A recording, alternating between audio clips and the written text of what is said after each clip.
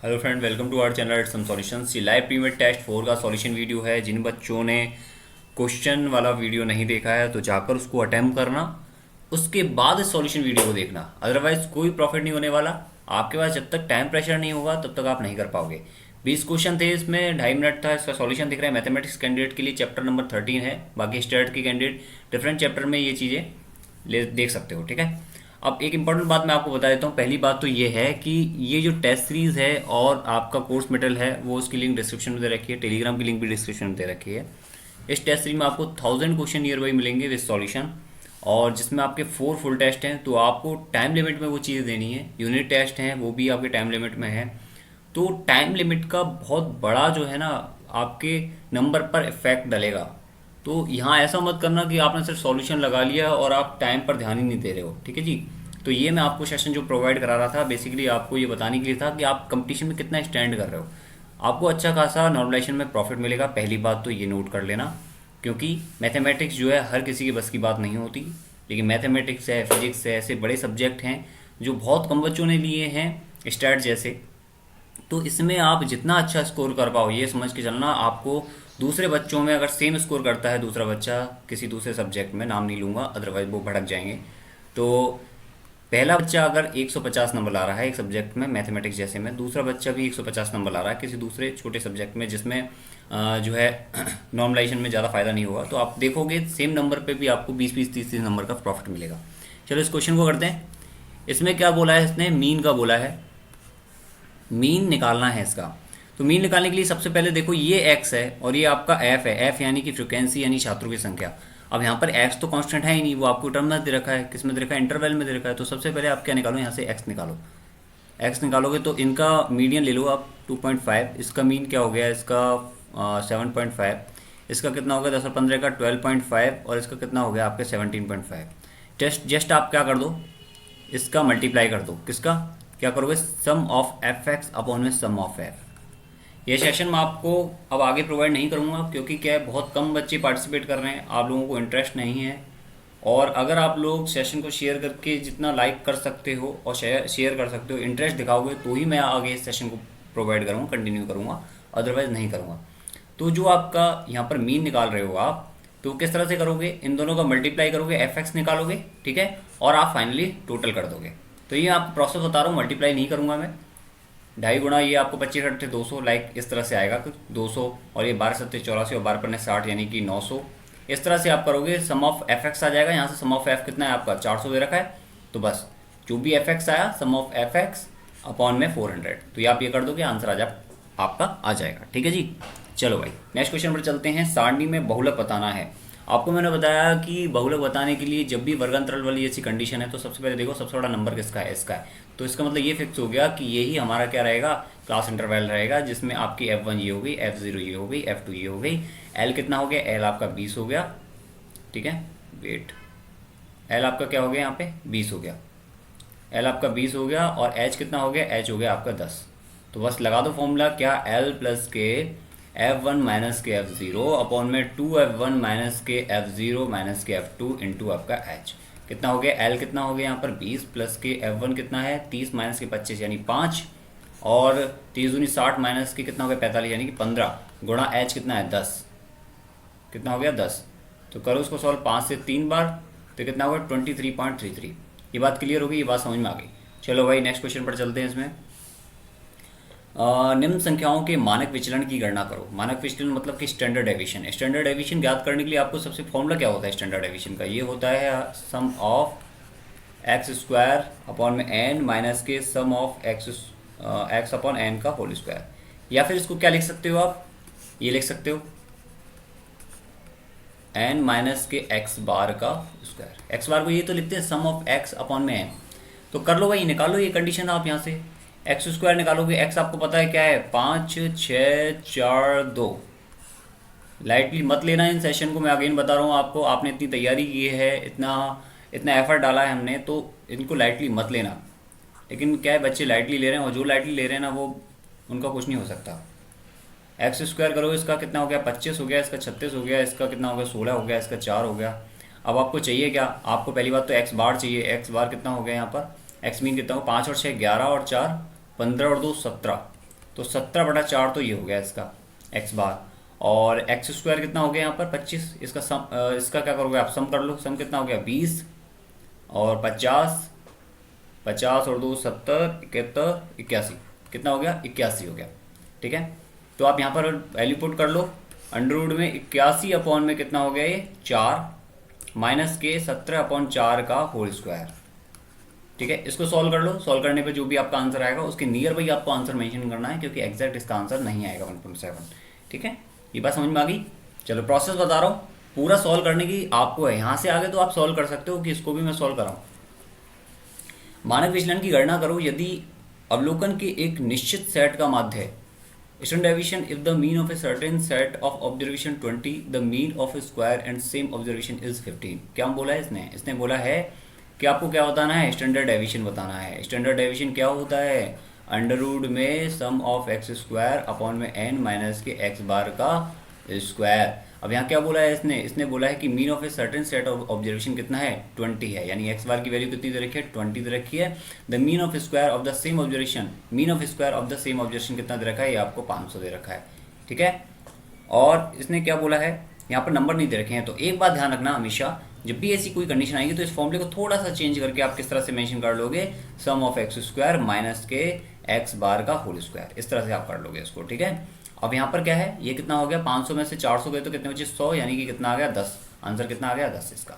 ठीक है, चलो भाई, यदि find the coefficient of correlation if the two regression coefficient are 0.5 and 4.5, तो आपको क्या बताना है कोरिलेशन कोएफिशिएंट। कोरिलेशन कोएफिशिएंट क्या होता है, जो रिग्रेशन कोएफिशिएंट होते हैं उसके एक ही सिंगल लाइन के उसका अंडर रूट, उसका ज्योमेट्रिक मीन। तो ये आपसे पूछा जाए कि कोरिलेशन कोएफिशिएंट क्या होता है रिग्रेशन कोएफिशिएंट का, तो आप बोलोगे ज्योमेट्रिक मीन। तो r c equal to under root में 0.5 इंटू 4.5, तो कितना आ गया ये अंडर रूट में, यहाँ पर कितना हो गया आपके 10 तो एक नीचे आ गया, और 5 इंटू 5 इंटू 3 इंटू 3, यानी कितना हो गया 1.5, इसका क्या हो गया आंसर हो गया। ठीक है जी, समझ में आ गया। चलो नेक्स्ट क्वेश्चन में चलते हैं। Question number 6, the mean and the variance of the marks of division 1 which has 60 student is 45। देखो एन है ये, और ये आपके है क्या दे रखा है मीन यानी कि एक्स, और स्टैंडर्ड डेविएशन यानी कि 4, ये 4, ये 45, ये 60 स्टूडेंट की बात कर रहा है। अब बोल रहा है कि the mean of the variance of the mark of division 2, 40 candidates जो हैं उनका मीन क्या है, उनका मीन दे रखा 55, और यहाँ पर वो बोला स्टैंडर्ड डेविएशन वो बोला 9। ठीक है, ये बात समझ में आ गई। अब आपको बोला है कि आप बताओ संयुक्त विचरण यानी कि टू डिवीजन कंबाइंड वेरिएंस बताना है। तो आपको मैंने बताया कि सबसे पहले क्या कंबाइंड आप मीन निकालो। मीन कैसे निकालोगे, 60 इंटू 45 प्लस के 40 इंटू 55 अपॉन में आपके 60 प्लस के 40 कितना हो गया 100। ये बात क्लियर हो गई। सबसे पहले आप इसको सॉल्व करो। ठीक है, कैसे हो गया, ये कट गया 5 से 9 टाइम्स, 5 से 8 टाइम्स, और ये 5 से 2 टाइम्स।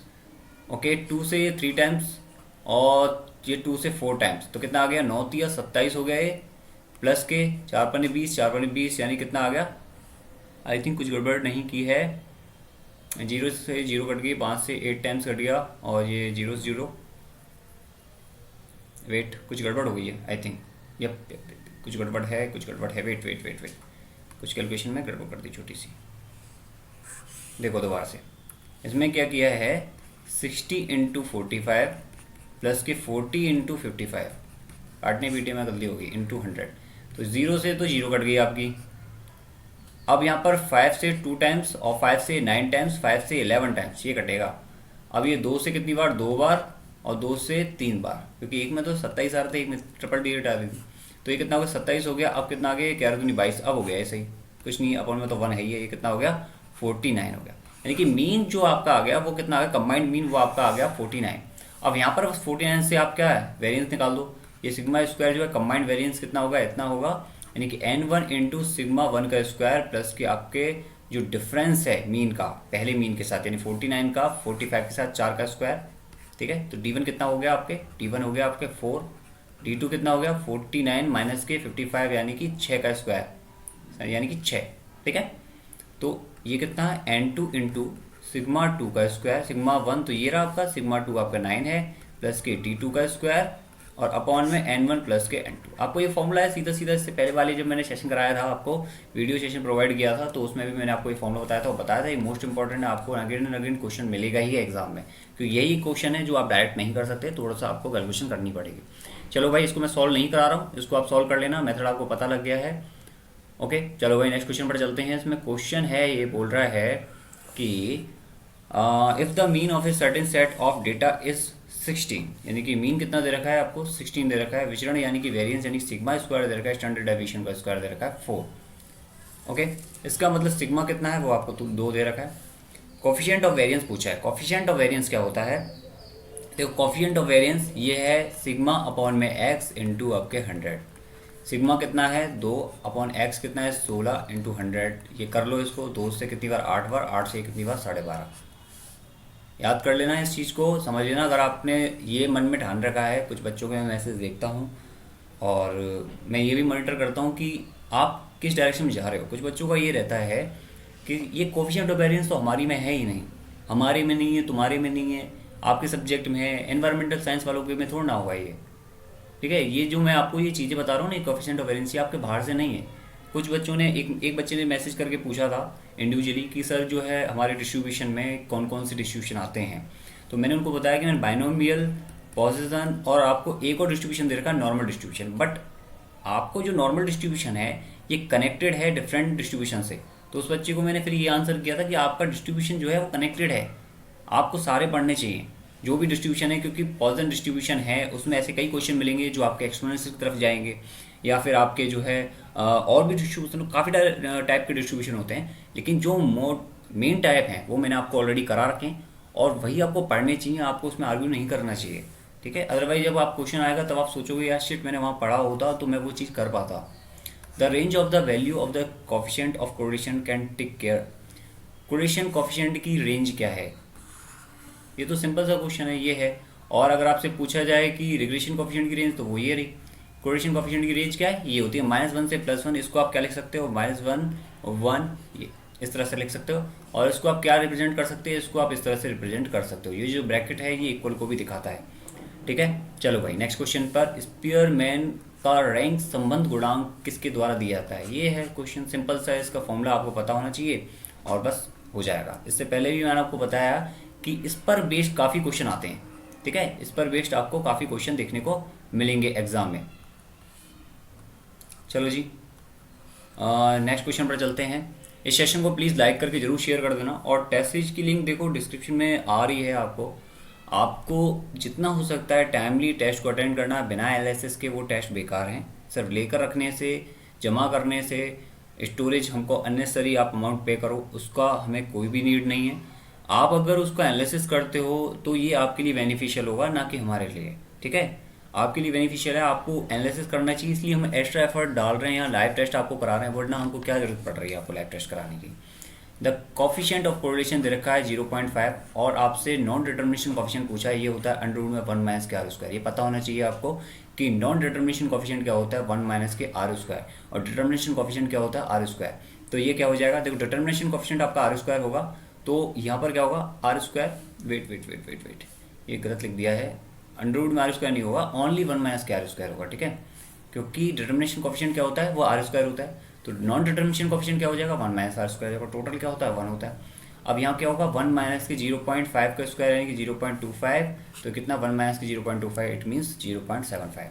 चलो भाई, इसका क्या क्वेश्चन था ये, कि आपको ये इक्वेशन दी थी, एक सेम यहाँ इक्वेशन दी थी, u और b के बीच में आपको रिग्रेशन कोफिशिएंट दे रखा था 1.2। आपसे पूछा था कि बताओ x और y के बीच में रिग्रेशन कोफिशिएंट क्या है। इसको ध्यान से देखो, ये क्वेश्चन भी आपको डेफिनेटली देखने को मिलेगा अगर रिग्रेशन कोफिशिएंट से वो क्वेश्चन बनाता है। तो ये क्वेश्चन ये एक थोड़ा सा क्या चेंज कर देता है चीज़ों। अब यहाँ देखो कि इसने क्या है, रिग्रेशन कोफिशिएंट दे रखा है BUV = कितना 1.2। अब यहाँ पर जब हम देख रहे हैं तो ध्यान से देखना, इसको लिखने का तरीका ये है कि BXY = कितना BUV, और रिग्रेशन कोफिशिएंट को कभी भी फर्क नहीं पड़ता है इन कोफिशिएंट नंबर से, तो 3/4।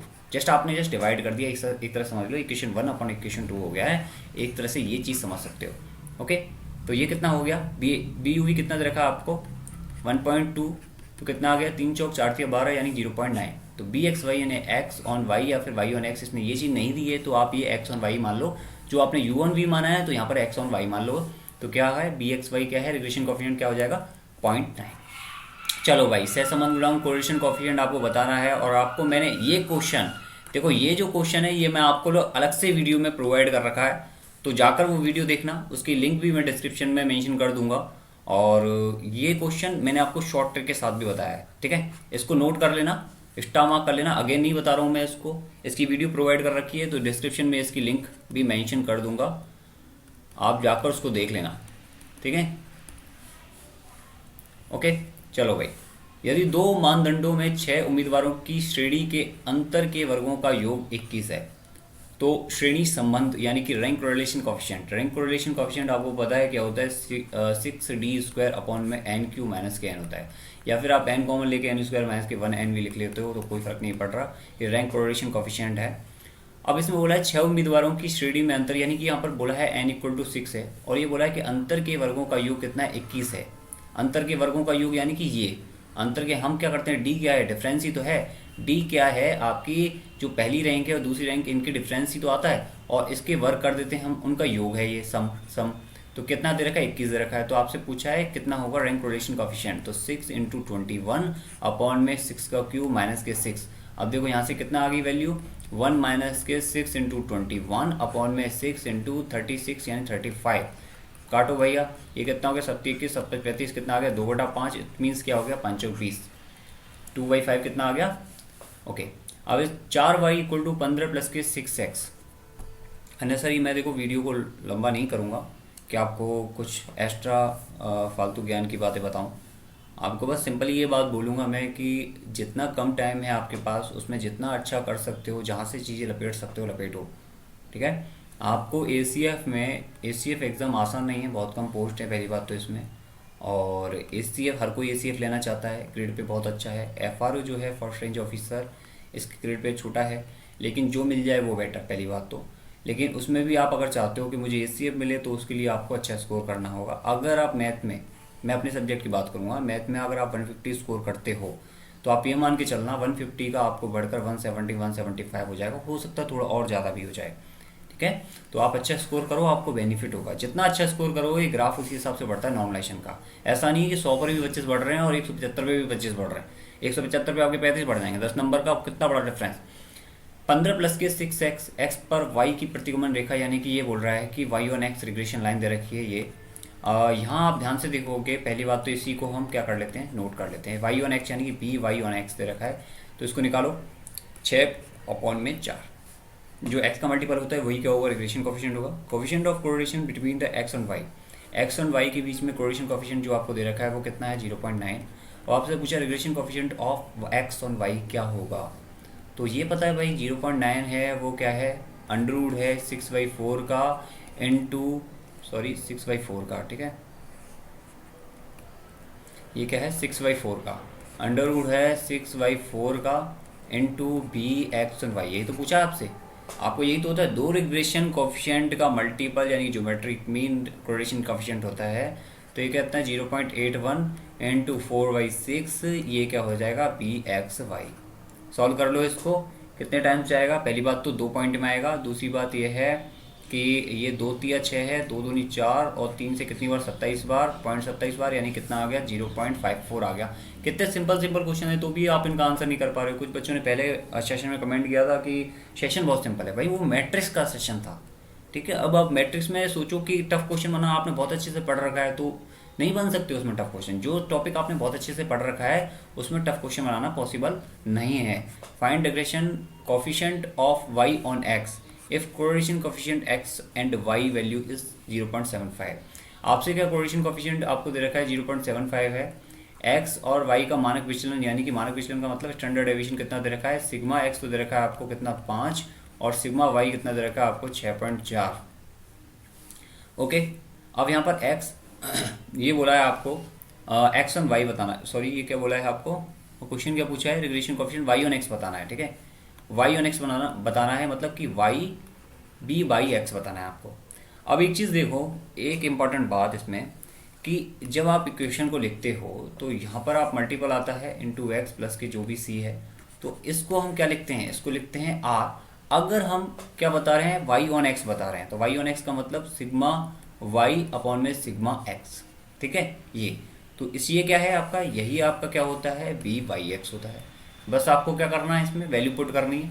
इसी को क्या बोलते हैं हम, रिग्रेशन कोफिशिएंट बोलते हैं। इसको कोरिलेशन के टर्म में लिखने का तरीका क्या होता है, आर, वाई ऑन एक्स दे रखा है तो वाई ऊपर एक्स नीचे, तो कितना हो जाएगा ये बी वाई एक्स हम निकाल रहे हैं तो 0.75 इंटू सिग्मा वाई कितना है 6.4 और ये कितना है 5, तो कितना आ गया 5 से 15 बार 0.15, ठीक है। और 15 छिक्का 90, 15 चौका 60, तो कितना आ गया 0.96 आ गया, ठीक है।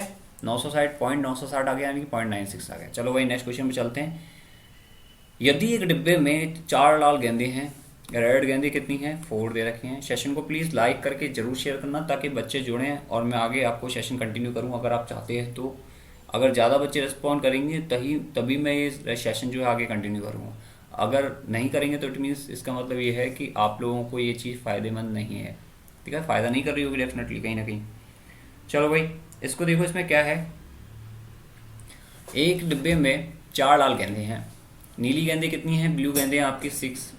एक ही गेंद, एक ही रंग की 2 गेंदों को चुनने की प्रायिकता, एक ही रंग की 2 गेंदों, अगर आप देखो 4 में से कितनी गेंद, 2, या तो 2 गेंद चुन रहे हो या फिर 6 में से 2 गेंद चुन रहे हो, यही तो बोल रहा है। एक ही रंग की 2 गेंद होनी चाहिए, या तो वो कम्प्लीटली रेड हो यानी 4 में से 2 हो, या कम्प्लीटली वो ब्लू हो, कम्प्लीटली ब्लू में से यानी 6 में से 2 गेंद हो।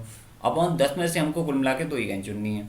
अब भाई इसको सॉल्व करो, फैक्टोरियल 4 अपॉन में फैक्टोरियल 2 और इंटू में फैक्टोरियल 2 प्लस के फैक्टोरियल 6 अपॉन में फैक्टोरियल 2 इंटू फैक्टोरियल 4 अपॉन में फैक्टोरियल 10। अब मैं आपको ये बता देता हूँ NCR में कुछ बच्चों को ये लग रहा होगा कहाँ से आ रहा है। फैक्टोरियल n अपॉन में इसका क्या फॉर्मूला होता है, फैक्टोरियल n माइनस के r इंटू फैक्टोरियल r, ये होता है, ठीक है। फैक्टोरियल 10 अपॉन में फैक्टोरियल 2 इंटू फैक्टोरियल 8। अब इसको सॉल्व करो, सिंपल 2 से ये फैक्टोरियल कितनी बार, 2 बार कट जाएगा, तो ऊपर कितना आ गया फैक्टोरियल, इसको सॉल्व कर लोगे तो कितना आ जाएगा 4 गुणा 3 गुणा 2, यानी कि 4 गुणा 3 4 3 12/2 प्लस के 6 गुणा 5/2, ओके। इसमें क्या है अपॉन में 10 गुणा 9/2। सॉल्व करो इसको, ये यहाँ 4 नहीं आएगा, यहाँ 2 आएगा, ठीक है। यहाँ कितना आएगा, 2 आएगा, मैंने गलती से यहाँ पर 4 लिख दिया है, इसको 2 कर लो, ये 2 आएगा। तो 2 से तो सब में कट गया, कितना आ गया 12, 6 5 30 और अपॉन में कितना 10 9 90, तो कितना हो गया है 42 अपॉन में 90। तो 4 से काट दो एक बार, 6 से काट दो, 6 7 42, 6 से कट गया 15, बाद 7/15 क्या हो गया, इसका आंसर हो गया। बात क्लियर समझ में आई है? आपको कुछ नहीं करना, बस आपको ये पता होना चाहिए इसको सॉल्व कैसे करते हैं, उसके बाद ऑटोमेटिक हो जाएगा। नेक्स्ट क्वेश्चन पर चलो। इसमें क्या क्वेश्चन दे रखा है, ये बहुत अच्छा क्वेश्चन है भाई, ये ऑलरेडी मैंने कराया हुआ है, ये क्वेश्चन कराए हुए हैं फिर भी आप लोगों ने ये क्वेश्चन नहीं किए हैं। सबसे खास बात तो ये है, ये क्वेश्चन मैंने ऑलरेडी कराया है, इसकी लिंक भी मैं आपको डिस्क्रिप्शन में दूंगा, इसको मैं अगेन सॉल्व नहीं कराऊंगा, ये लिंक भी आपको डिस्क्रिप्शन में मिल जाएगी, इसको भी आप वहाँ देखना और इसको नोट आउट कर लेना। ये बहुत इंपॉर्टेंट क्वेश्चन है। अगर मैं आपसे बोल रहा हूँ 4 क्वेश्चन अगर इसमें बने, इस चैप्टर में 4 से 6 क्वेश्चन भी बने ना, तो ये समझ के रखना जो ये क्वेश्चन मैं आपको सेशन प्रोवाइड करा रहा हूँ सेम आपको क्वेश्चन डेटा चेंज होकर मिल जाएगा, ठीक है। इसका मैं आपको सॉल्यूशन अगेन प्रोवाइड नहीं करूंगा, इसके सॉल्यूशन की लिंक मैं आपको डिस्क्रिप्शन प्रोवाइड कर दूंगा, ऑलरेडी मैंने कराया हुआ है, उनको देखा करो। क्रमांक 1 3 5 6 9 वाले 5 पत्ते हैं, उस प्रायिकता ज्ञात करो जब पत्तों का उपयोग करके बनाई गई 5 अंकों की संख्या 4 से विभाजित हो, ओके। यानी एक तरह से ये कह रहा है कि ये 5 नंबर हैं, अब आपको 4 अंकों, जो 5 अंकों की संख्या बनानी है ऐसी जो 4 से विभाजित हो। 4 से विभाजित होने का मतलब क्या है, अंतिम 2 जो नंबर हैं उनका टोटल क्या होना चाहिए, उनका टोटल 4 से, वो जो नंबर हैं वो आपके 4 से डिवाइड होना चाहिए। जैसे अब यहाँ पर डिवाइड होने के लिए पहली बात तो ये सम संख्या है, तो लास्ट में सम संख्या का होना जरूरी, तो यहाँ तो 6 फिक्स हो गया। अब क्या 16 का डिवाइड जा सकता है, क्या 16 में 4 का डिवाइड जा सकता है, जा सकता है। 36 में 4 का डिवाइड जा सकता है, जा सकता है। 56 में 4 का डिवाइड जा सकता है, जा सकता है। 96 में जा सकता है, जा सकता है। इट मीन्स ये है कि यहाँ पर आपके कितने नंबर आ सकते हैं, 4 नंबर आ सकते हैं। बात क्लियर है? ध्यान से देखना, गड़बड़ मत करना, कन्फ्यूजन मत रखना। यहाँ 4 नंबर आ सकते हैं। अब 4 यहाँ आ गए, यहाँ पर 3 आ जाएंगे, 1 कम हो जाएगा, यहाँ पर 2 आ जाएंगे, यहाँ पर 1 आ जाएगा। बात क्लियर हो गई, ये बात समझ में आ गई। अब इसने बोला है कि उस प्रायिकता ज्ञात करो कि इन पत्तों की संख्या जो है 5 अंकों की बनाई जाए और 4 से विभाजित हो। अब यहाँ पर वैसे संख्या कितनी बनाई जा सकती है, 5 बनाई जा सकती हैं। 5 4 3 2 1, यानी ये देख रहे हो आप, जो 4 अंकों की 4 से विभाज्य संख्या है वो फैक्टोरियल 4 हो सकती है, 4 गुणा 3 गुणा 2 गुणा 1। यहाँ पर 5 गुणा 4 गुणा 3 गुणा 2 1, यानी कि यहाँ टोटल संख्या बन सकती है आपके फैक्टोरियल 5। और आपके 4 से डिवाइड होने वाली किसी कितनी बन सकती है, फैक्टोरियल 4। तो ये बोल रहा है कि इसका जो है आप प्रायिकता ज्ञात करो, तो करो भाई ज्ञात। तो फैक्टोरियल 4 और ये फैक्टोरियल 5 है, तो 1/5 हो गया, कितना आ गया इसका आंसर 0.2। ये इतना सिंपल क्वेश्चन था, इस तरह से ये चीज़ें होनी थी। बात समझ में आई बात। अगर टोटल आप संख्या की बात करो तो क्या है, फैक्टोरियल 5, यहाँ पर कितने नंबर आ सकते हैं, 5 नंबर आ सकते हैं, यहाँ 4 आ सकते हैं, यहाँ 3 आ सकते हैं, यहाँ 2 आ सकते हैं, यहाँ 1 आ सकता है। संख्या तो अगर आप बनाना चाहो 5 अंकों की तो ये बन सकती है, फैक्टोरियल 5 नंबर हो सकता है, लेकिन 4 से डिवाइड होने के लिए कंडीशन क्या है, लास्ट में 6 होना जरूरी है। बात क्लियर हो गई। चलो भाई नेक्स्ट क्वेश्चन पर चलते हैं। इसमें बोला है PA 2/3 और ये आपको दे रखा है केवल B के होने की प्रायिकता ज्ञात करो यदि केवल A के होने की प्रायिकता ये है। अब भाई इसमें मेरे को एक बात बताओ, इस तरह का क्वेश्चन मैंने आपको इतने सारे कराए हैं, कुछ एक मैंने इंडिविजुअल क्वेश्चन कराए हैं, इन क्वेश्चन में भी आप लोग आंसर नहीं कर रहे हो, तो क्या है ये चीज़। इन क्वेश्चन में अगर आप आंसर नहीं करोगे इट मीन्स ये है कि आप बहुत कुछ मिस कर रहे हो। आप सिंगल सिंगल जो क्वेश्चंस है ना, आप सिंपल सिंपल, ये पूरा सेशन आपको ऑलरेडी मैंने कराया हुआ है, ये वाला सेशन स्पेशली। इसके कई क्वेश्चन ऐसे थे जो ऑलरेडी मैंने इससे पहले छोटी छोटी वीडियोज़ में प्रोवाइड किए हुए हैं, लेकिन आप लोगों ने वो चीज़ देखी नहीं है। आप लोग जितने भी मैथमेटिक्स में एक प्लेलिस्ट बनी हुई है मैथमेटिक्स के नाम से ACF के लिए, उसको देखकर जरूर जाना, वो मोस्ट इम्पॉर्टेंट है, most and very most important वो प्लेलिस्ट है, उसको देखकर जरूर जाना, क्योंकि आपको मैंने काफ़ी उसमें जो लेक्चर्स हैं वो बहुत शॉर्ट एंड स्वीट वे में, बहुत ही प्रिसाइज वे में आपको बहुत अच्छे से करा रखे हैं। इस क्वेश्चन को मैं अगेन सॉल्व नहीं कराऊंगा, ठीक है। चलो भाई इस क्वेश्चन, वही क्वेश्चन सेम देखो, A-B- अपॉन में किसका मतलब क्या है, A- अपॉन में B- का मतलब PA- इंटरसेक्शन B- अपॉन में PB-। PB- आप यहाँ से देखोगे कितना आ गया, 11/20, एक में से घटा दो इसको, ठीक है। अब इसके बाद बचा आपका PA- इंटरसेक्शन B-। कैसे करोगे इसको लिख सकते हैं हम डायरेक्ट, क्या लिखोगे इसको आप, 1PA यूनियन B, इस तरह से आप इसको लिख सकते हो, ठीक है। इसको आप किस तरह से लिख सकते हो, दूसरा तरीका ये है PA यूनियन B का बार, तो आप इसको किस तरह से मेंशन कर सकते हो, 1 माइनस के PA यूनियन B। बात क्लियर। अब यहाँ पर आपको चाहिए PA यूनियन B, वेट, ये क्या है, PA union B। PA union B को किस तरह से आप निकालोगे, P यूनियन B क्या हो जाएगा, PA, चूंकि देखो अलग अलग इवेंट है ये दोनों, इनका टोटल जो है वो 1 से ज़्यादा जा रहा है, इट मीन्स ये क्या है, अलग अलग इवेंट है, तो PA union B, PA plus PB minus के PA intersection B, PA intersection B। अब PA प्लस PB कितना है, 3/4 प्लस के 9/20 और माइनस के कितना 1/4, तो सॉल्व करो कितना आ जाएगा, ये आ जाएगा आपके 5/20 या 9×5 14, सॉरी 5×4 = 20, 5×5 15, 15 और 9 कितना हो गया 24, तो 24/20 यानी कि कितना हो गया, 4 से 6, 4 से 5, 24/20 माइनस के कितना हो गया 24/20 माइनस के 5/520, तो यानी कितना हो गया 19/20 आ गया।